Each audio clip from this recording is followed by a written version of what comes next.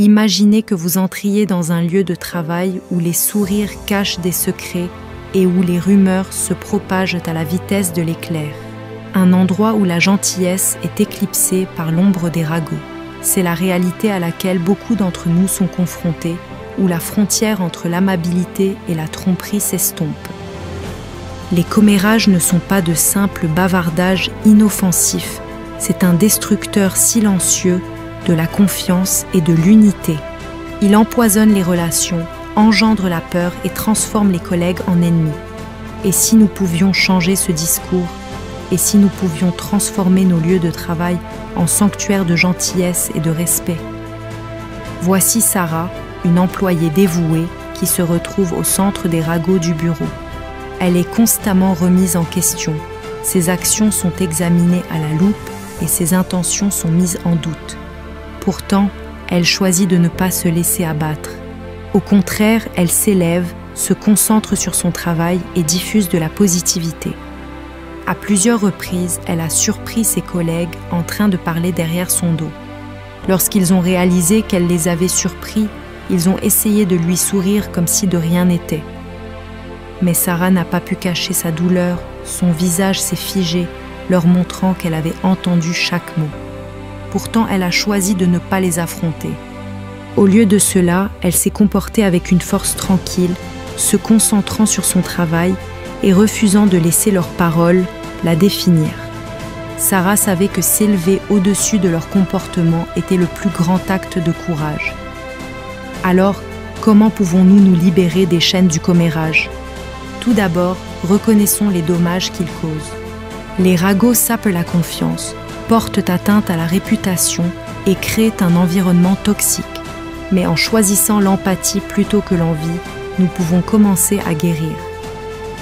L'empathie est le pont qui nous relie. Lorsque nous prenons le temps de comprendre les autres, de voir les choses de leur point de vue, nous commençons à démanteler les murs des ragots. Nous commençons à bâtir une culture de bienveillance où chaque voix est valorisée. Voici une stratégie simple mais efficace. Chaque fois que vous entendez des ragots, faites une pause. Demandez-vous, est-ce vrai? Est-ce nécessaire? Est-ce bienveillant? Si la réponse est non, choisissez de vous éloigner. Au lieu de cela, diffusez de la positivité. Faites un compliment, proposez votre aide ou écoutez simplement. La direction joue un rôle crucial en donnant le ton. Les cadres peuvent favoriser un environnement où les commérages sont découragés et où la gentillesse est récompensée. En encourageant une communication ouverte et le respect, ils peuvent transformer leurs équipes en communautés solidaires. Mais il ne s'agit pas seulement des autres, il s'agit aussi de nous.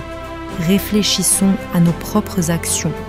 Avons-nous déjà répandu des ragots sans nous rendre compte de leur impact? Avons-nous déjà ressenti la douleur d'être victime de commérage? Servons-nous de ces expériences pour grandir, apprendre et faire de meilleurs choix. Imaginez un lieu de travail où chacun se sent valorisé, où chaque voix est entendue. Un lieu où les commérages sont remplacés par des liens authentiques et des conversations constructives. Ce n'est pas un rêve, c'est une réalité que nous pouvons créer. Alors, unissons-nous. Choisissons d'être le changement que nous souhaitons voir. Répandons l'amour, la gentillesse et le respect. Ce faisant, nous transformerons non seulement nos lieux de travail, mais aussi nos vies. Rejoignez-nous pour répandre l'amour et la gentillesse.